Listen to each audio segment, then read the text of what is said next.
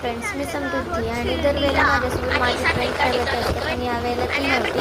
ती नसून माझा फ्रेंड सात्विक होता आणि आम्ही दोघांनी सगळ्यांना विचारलेलं फिरायला येतो का. सगळेजण आधी येतो येतं म्हणाले आणि दरवेळेसारखा ह्या वेळेला सुद्धा सगळ्यांनी ऐन टाईमला कॅन्सल केलं. माझा मूड खूप ऑफ झालेला. मग त्यानंतर मी सात्विकला म्हणलं चला आपण दोघं तर आपण दोघं जाऊ म्हणून आम्ही बाईक घेतली आणि आम्ही दोघंजणं चाललेलो शिर्डीला फिरण्यासाठी.